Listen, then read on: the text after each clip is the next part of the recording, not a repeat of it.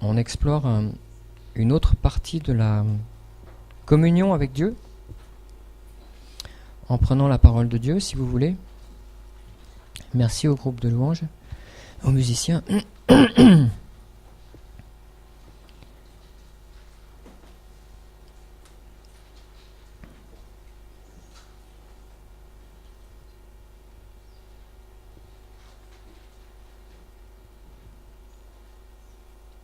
Il y a 15 jours, Georges avait prêché sur le fleuve de Dieu, vous vous rappelez peut-être si vous étiez là, à partir du chapitre 47 du livre d'Ézéchiel, que je vous recommande de lire, parce qu'il y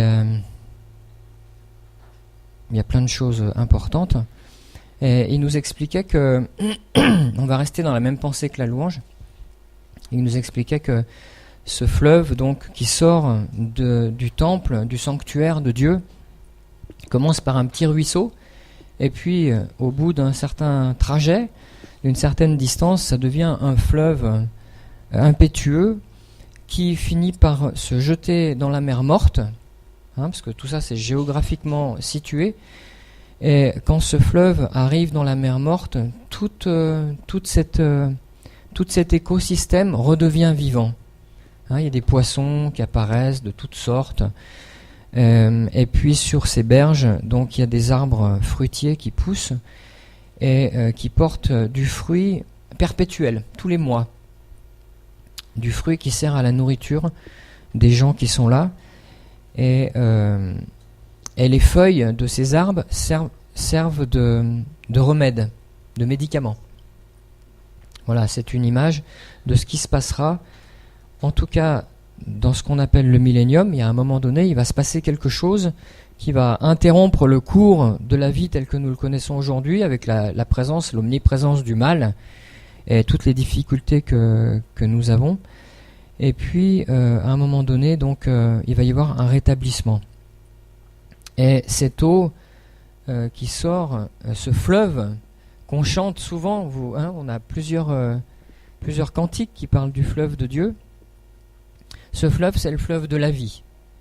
Et il n'y a pas de question plus cruciale dans notre vie chrétienne que de trouver le fleuve de la vie. Je ne sais pas si vous avez trouvé, si vous êtes bien alimenté en fleuve de la vie. Personnellement, je suis toujours demandeur et on a toujours besoin d'obtenir quelque chose. Comment est-ce qu'on fait pour que cette vie de Dieu, cette énergie de renouvellement, parce que l'eau vive, c'est ça, c'est quelque chose qui se renouvelle tout le temps. Comment est-ce qu'on fait pour se connecter dessus? Et puis j'avais cette image tout à l'heure pendant qu'on chantait. En fait, c'est vrai que c'est comme un pipeline qui a été coupé en deux. Vous voyez? Il y a la vie de Dieu qui arrive depuis le ciel, depuis son temple, depuis sa maison. Et puis nous, on est déconnectés. Et ce que la parole de Dieu nous demande, c'est ce qu'on va voir dans la deuxième épître de Pierre.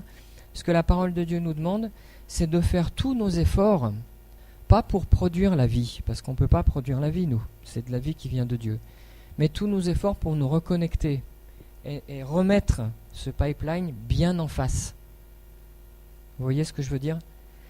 Là où j'habite, à Saint-Eustache, mon beau-père avait planté une vigne il y a longtemps. Et un cep de vigne, c'est marrant parce qu'en fait, ça devient avec l'âge un truc assez volumineux. Mais à l'intérieur, il y a juste un tout petit filet pour que la sève passe. Et même si elle trouve un tout petit passage, elle arrive encore à sortir des grappes de raisin et puis à faire jaillir du fruit. Et souvent, nous, les Sarments, le problème qu'on a, c'est que on laisse un peu on est un peu entartré, on va dire. On a besoin d'un petit détartrage. Normalement, le dimanche, c'est un petit détartrage.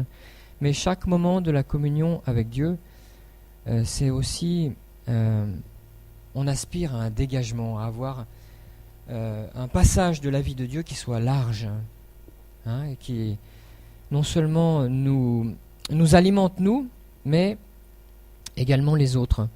Et dans l'évangile de Jean, au chapitre 10 et au verset 10, c'est facile de s'en souvenir si vous avez vos Bibles, Jésus a dit une de ces phrases qu'il répète souvent dans ses messages, Moi je suis venu afin que mes brebis aient la vie, et qu'elles aient la vie dans l'abondance, et dans la version originale que Chouraki a retraduit d'une manière un peu plus proche, il dit « et que mes brebis soient dans la surabondance ». Voilà. Et en fait, quand, toujours dans le même évangile, Jésus dit 3 chapitres avant, au chapitre 7, au verset 37, « Celui qui croit en moi, des fleuves d'eau vive couleront de son ventre. » Hein, il y a des traductions qui disent de son sein, c'est plus poétique, de son ventre. Voilà, il y a quelque chose que Dieu veut vraiment faire circuler en nous et faire jaillir. Hein, c'est de l'ordre du geyser. C'est pas de l'ordre de la petite, du petit filet d'eau. Néanmoins, tout fleuve commence par un petit ruisseau. Hein? Donc si vous rentrez chez vous et que vous regardez et que vous voyez juste un petit ruisseau, c'est pas grave. Le petit ruisseau est là. Il y a une parole dans les psaumes qui dit « Le ruisseau de Dieu est plein d'eau ». Vous connaissez ce... Là, j'ai plus la référence en tête, mais de toute façon, quand Dieu a décidé d'allumer quelque chose dans notre vie, ça ne manquera jamais. Mais c'est à nous de savoir dans quelle proportion on veut le vivre. Qu'est-ce qu'on a comme liberté par rapport à ça? Est-ce que mon égocentrisme, mon égoïsme, et puis le fait que je ramène tout à moi, est-ce que ça va étouffer l'intention de Dieu, qui est toujours une intention de générosité, de partage? Dieu, le bien absolu, c'est quelque chose qui... c'est pas, ce fleuve de Dieu, c'est pas pour nous. Pardon. Vous êtes d'accord avec ça?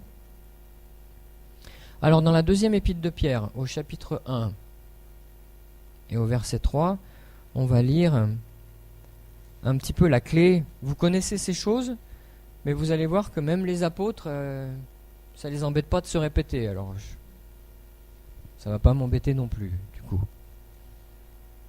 Deuxième épître de Pierre, chapitre 1, verset 3.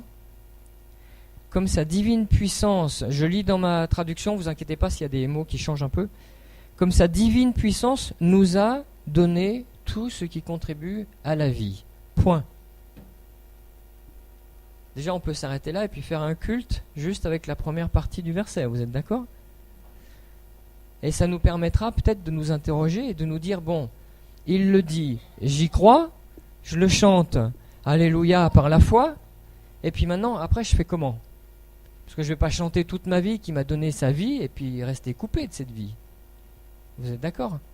Ça serait basculer, glisser dans un christianisme qui devient religieux et puis qui devient formaliste, puis finalement qui va chanter toute sa vie, alléluia, il m'a donné sa vie, et puis toute la semaine, on tire une langue comme ça, parce qu'en fait, on est assoiffé, on est dans le désert, on manque de moyens, on se sent seul. Ça évoque des choses pour vous? Non, je vois que vous êtes déjà plus loin que ça. Ça me rassure.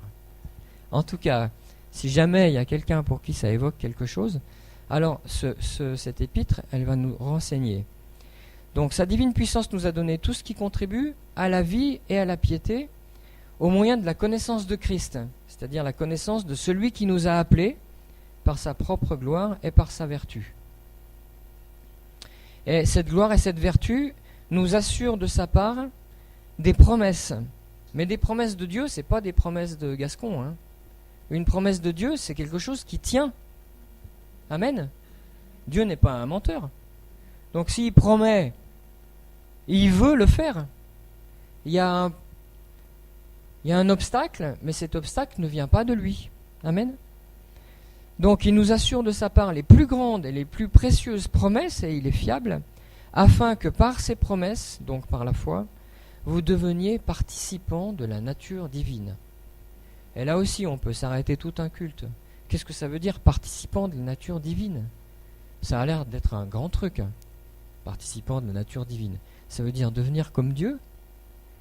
Ça veut dire que, en fait, il veut déverser sa vie en moi comme un courant, et que sa vie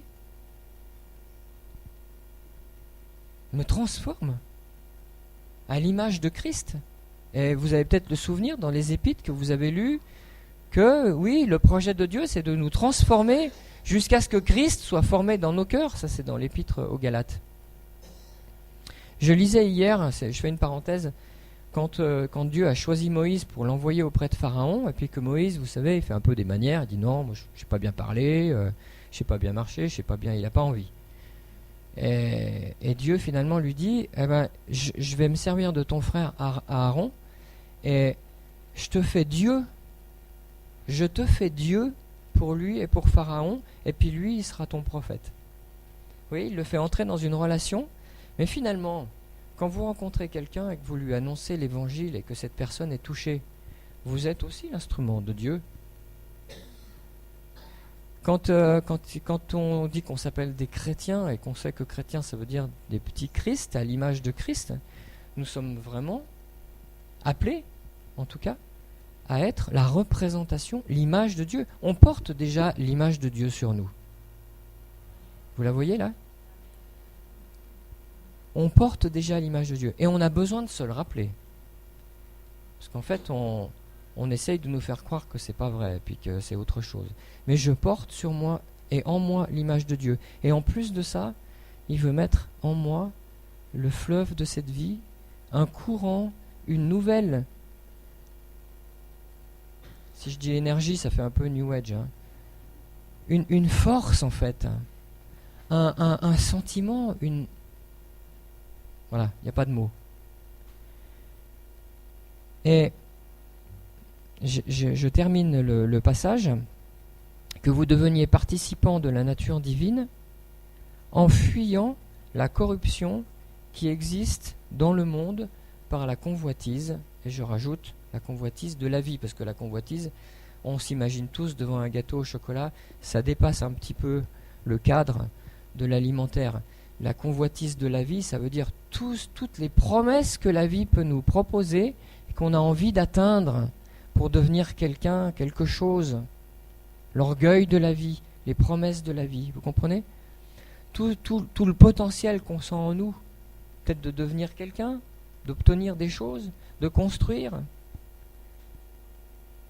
Tout cet avenir terrestre et humain provoque un état de convoitise perpétuelle qui est notre moteur inconscient.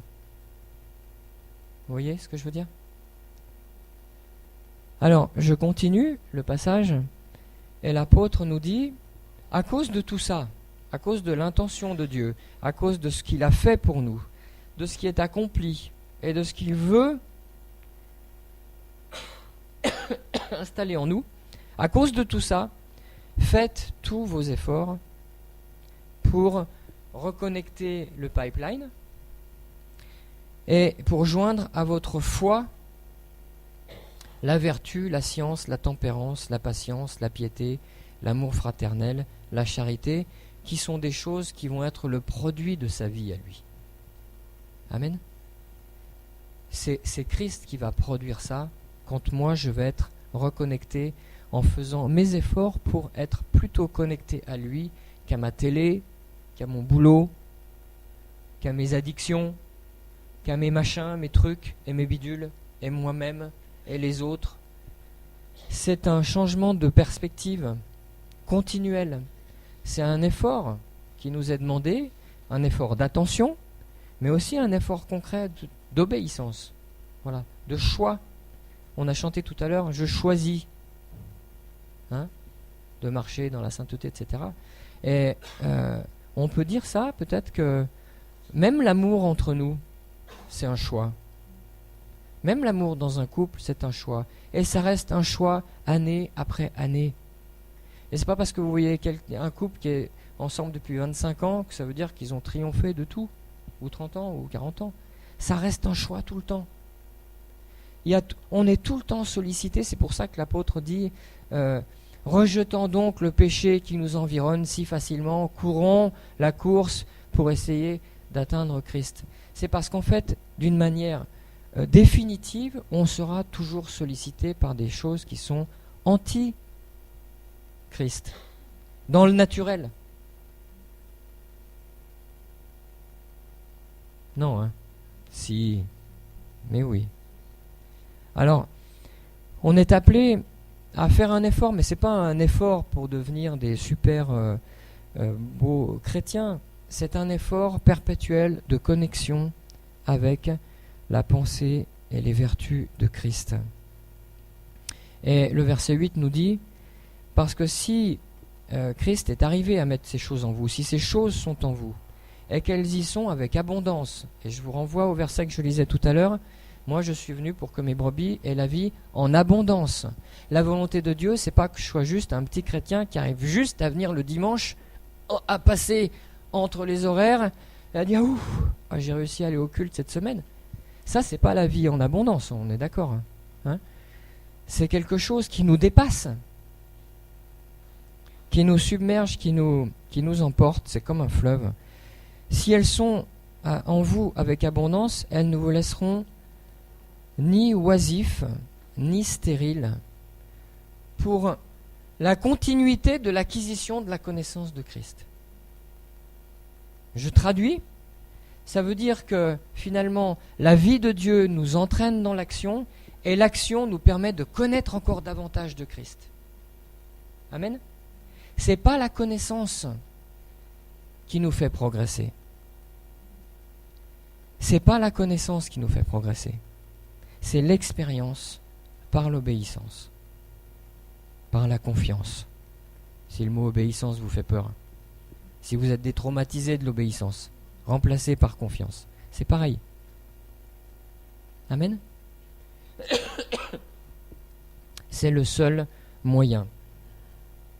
Et alors, la vie de Dieu est présente.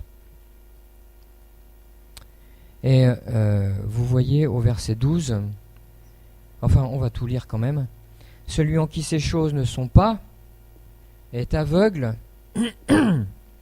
même s'il chante des cantiques. » Amen. Amen.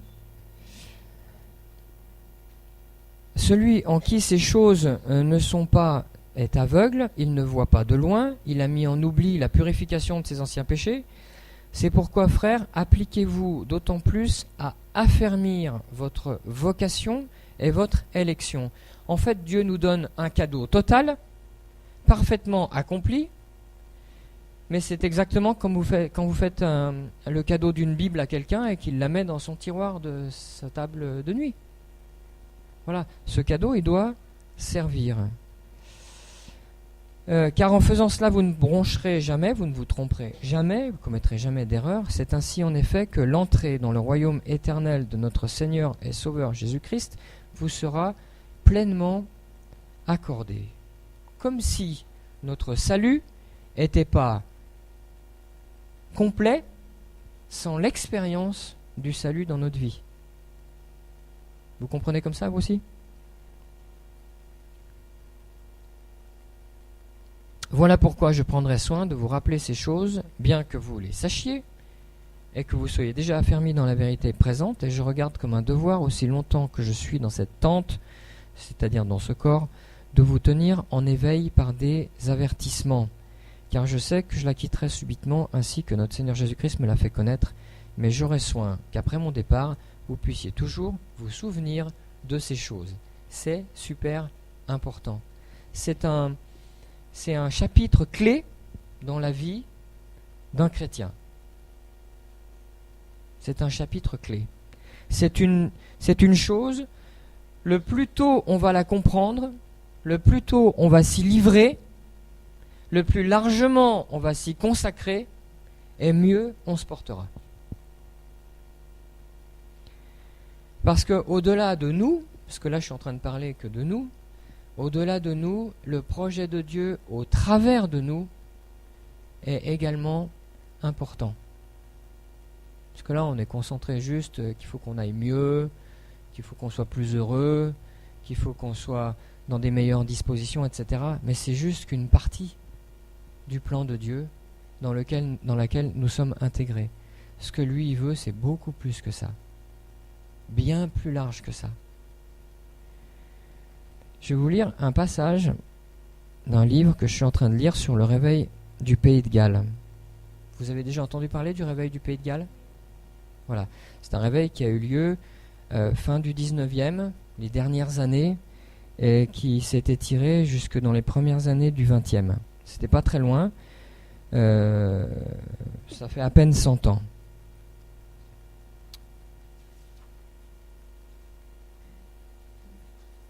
Alors, c'est pas très loin, mais c'est pour appuyer la pensée que je suis en train de vous partager.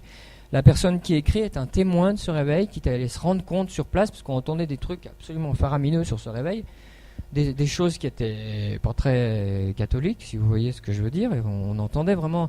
Alors, ce journaliste est allé là-bas et voilà ce qu'il dit. Comme dans tous les autres réveils, il y avait effectivement des extravagances et de l'émotionnalisme à outrance. Bien sûr, quand ça dépasse un peu le cadre religieux habituel, ça choque. Mais de nombreuses vies véritablement transformées relevèrent le niveau spirituel du pays. On vit dans les églises une plus grande aspiration à la sanctification et un ardent désir d'apprendre. Des centaines d'écoles furent fondées et 3 collèges nationaux établis à la suite de ce réveil qui eut un très grand impact social. Un réveil qui soit personnel, communautaire, régional, national, il a un impact qui dépasse. C'est le fleuve. C'est le fleuve qui arrive dans la mer morte et qui donne la vie partout. Et c'est nous, les molécules d'eau, qui constituons ce fleuve. Vous comprenez ? Ceux qui se convertissaient étaient transformés de fond en comble. C'était pas des gens qu'on attrape à l'épuisette pour les jeter dans le baptistère, et après il faut les attacher avec un filet pour qu'ils reviennent à l'église, et leur mettre un bracelet presque. C'était des transformations de fond en comble. Il y eut une rupture radicale d'avec leur vie passée. Un grand nombre d'ivrognes cessèrent de boire, à tel point que dans certaines villes, les tavernes durent fermer leurs portes faute de clients. Et la vie de nombreuses familles fut ainsi métamorphosée. Les voleurs restituaient les biens qu'ils avaient dérobés. L'honnêteté, le respect et le souci du prochain régnaient partout. La mort de l'individualisme, de l'égocentrisme, la crucifixion de l'égoïsme, ça fait plaisir à entendre. Beaucoup de chrétiens tièdes étaient redevenus bouillants pour Jésus-Christ et n'avaient plus honte de l'Évangile.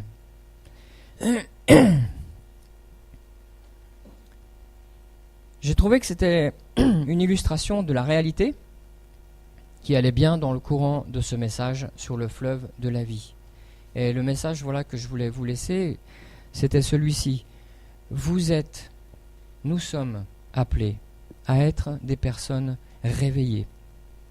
Et le réveil, c'est pas un concept, c'est un état naturel, normalement, de quelqu'un qui dit et chante connaître Christ. Amen. C'est un objectif.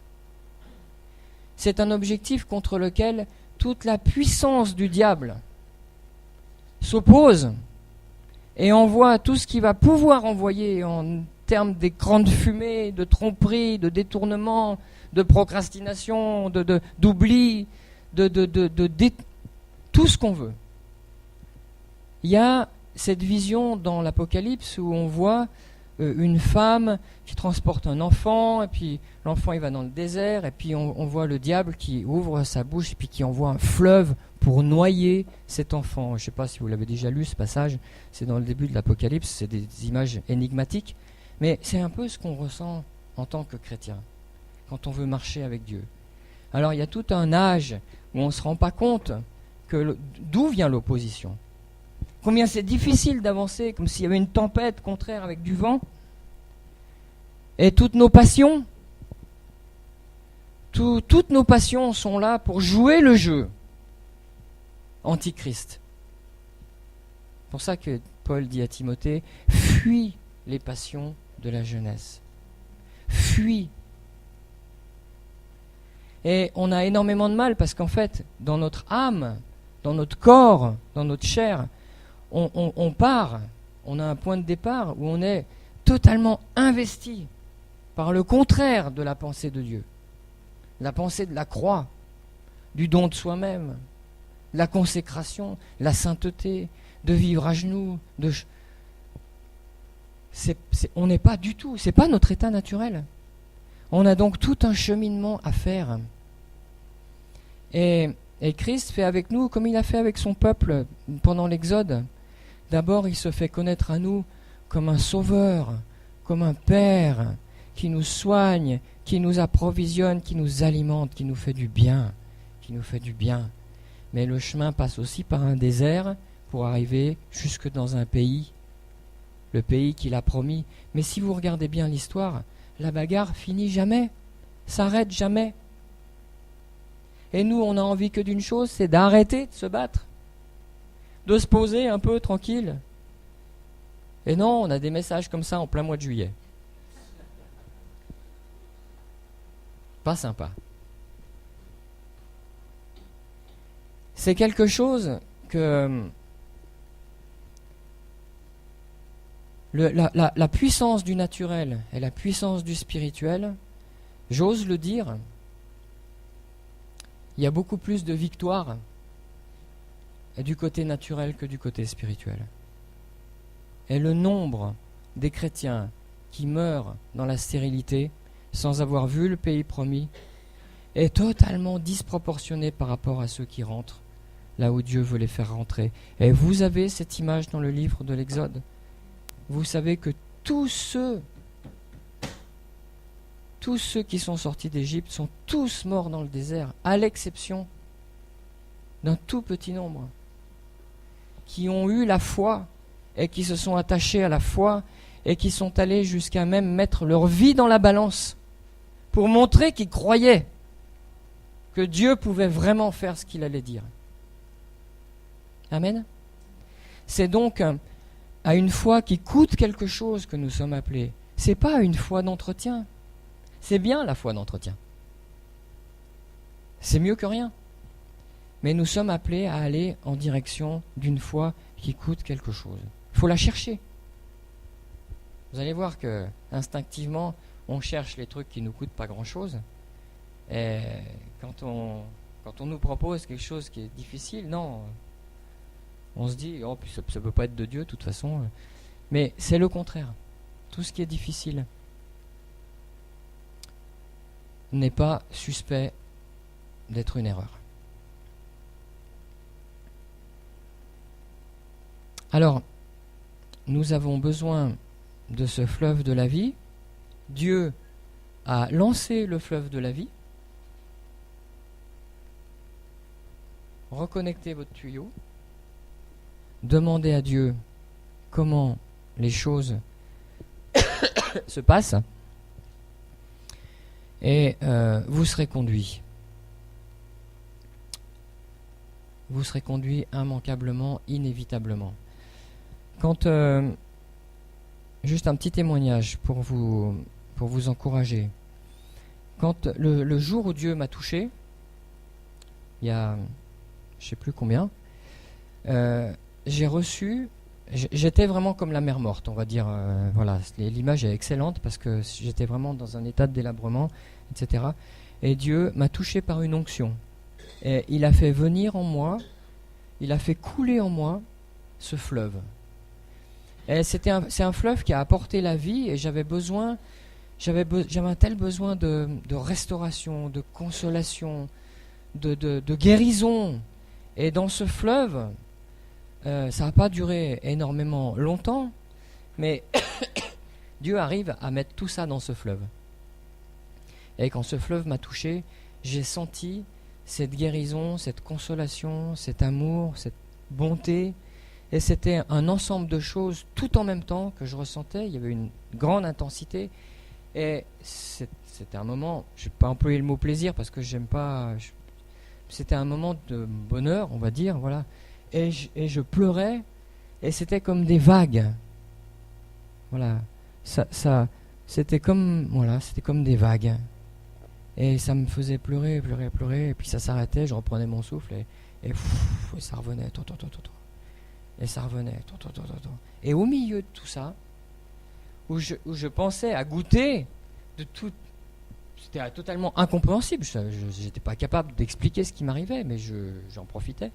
Et au milieu de tout ça, j'ai pas entendu quelque chose, mais j'ai perçu comme si je l'avais entendu, je ne vais pas le dire autrement, et c'était comme si j'entendais « je suis ».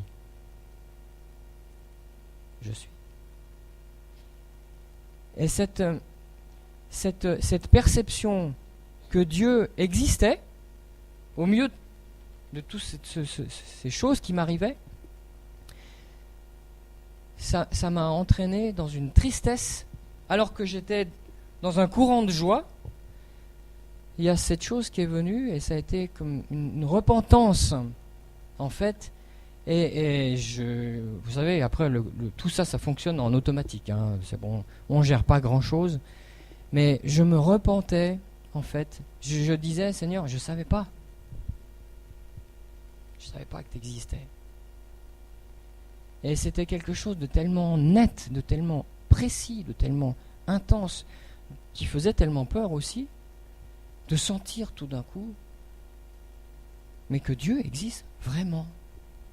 Et c'est là que je n'ai jamais oublié ça, parce que je me dis qu'avec notre tête, on est capable de dire et de confesser, de croire tout un tas de choses. Mais la réalité, elle est toujours à découvrir. Vous voyez ce que je veux dire ?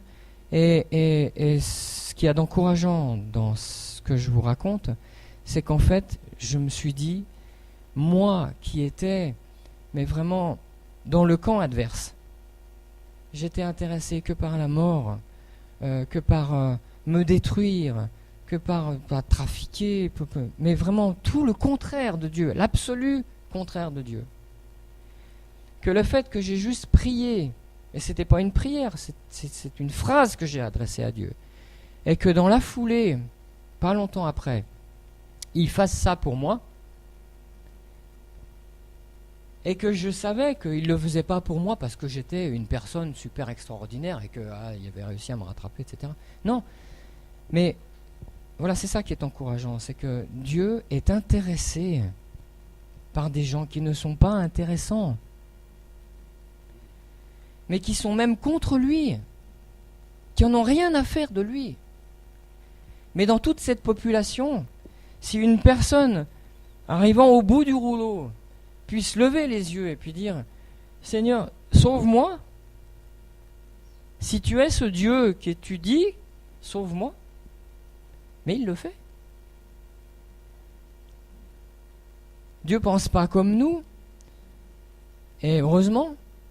Et il y a, mais même, j'allais dire, il a de l'intérêt pour nous, mais c'est tellement pauvre de dire le mot intérêt. Même amour, je veux dire, pour moi, ça évoquera jamais la réalité de ce que Dieu a pour moi, pour chacun d'entre nous. Mais c'est quelque chose de confondant, voilà. Et qui doit normalement transformer une vie, plus encore que l'onction. Parce que je dirais que on a plus besoin de ça, de cette puissante révélation juste que Dieu existe, que de trouver la puissance avec l'imposition des mains et tous ces trucs. Parce que l'onction, comme le réveil, c'est quelque chose de passager. Vous êtes d'accord ? Tous les réveils s'arrêtent. Il n'y a rien de plus beau que le réveil. Il n'y a rien de plus puissant, de plus efficace que le réveil. Mais un réveil, ça passe. Mais la révélation que Dieu existe dans un cœur, ça ne passe pas. Ça ne passe pas. On traverse tout avec ça. Et même quand vous avez perdu espoir, il y a quelque chose en vous qui a encore de l'espoir. Comme Job. Il dit, même s'il me tuait, en fait, j'arrêterais pas d'espérer en lui. La nuit, je me couche pas content et la nuit, je chante des cantiques. C'est quelque chose qui nous dépasse. Et Je pense que la connexion à ce pipeline dont on parlait tout à l'heure, c'est ça. C'est que, en fait, le but de la vie chrétienne, c'est pas de porter du fruit, c'est pas d'être une église réveillée, c'est d'être, oui, en connexion avec cette réalité. Et à cause de cette réalité, de dire, mais je peux plus vivre pour moi. Je continue d'avoir envie de vivre pour moi. Je continue d'être tenté et je continue de tomber dans certaines tentations. Mais l'axe me ramène toujours. Et on doit se ramener les uns les autres toujours dans cet axe. Et plus on rentre dans cet axe, et plus le chemin devient étroit, et moins il y a de place pour les bagages. Et à un moment donné, même la valise où c'est écrit Jérôme dessus, elle ne va pas passer. Vous comprenez ? Et on a peur tout le temps. À chaque étape de ce que Dieu nous propose, on a tout le temps peur. Parce que la foi doit être éprouvée. Et dans éprouver, il y a preuve. Et c'est comme ça. Pour que nous soyons transformés à cette image, il faut qu'on ait de proche en proche, comme les Hébreux dans le désert, à chaque fois, un rendez-vous qui nous dit, est-ce que je peux faire ça? Est-ce que tu veux que je fasse ça? Est-ce que tu es d'accord pour laisser ça et prendre ça? Et quelquefois, on plante la tente là, 6 mois, 1 an, 5 ans, 10 ans. Mais rien d'autre ne pourra se construire de véritable et de vivant tant que cette étape-là ne sera pas passée. Et tout repose sur la confiance. Une confiance, une grande confiance. Amen. Seigneur, merci pour ta grâce, ta parole et pour ta volonté de nous aimer, ton énergie d'amour, pour tout ce que tu communiques à ton peuple. Merci de nous entraîner plus loin. Seigneur, de ne pas lâcher notre main, et même si nous sentons que c'est comme quelque chose de fragile dans notre vie, c'est toi que nous ne voulons pas lâcher. Merci pour ta grâce. Bénis chacun et chacune, renouvelle les forces et aide-nous à nous affermir en toi. Même dans ce temps de vacances, tu vois, de loisirs, d'oisiveté, oh, je sais que ton esprit ne nous laissera pas oisifs dans ta maison. Amen.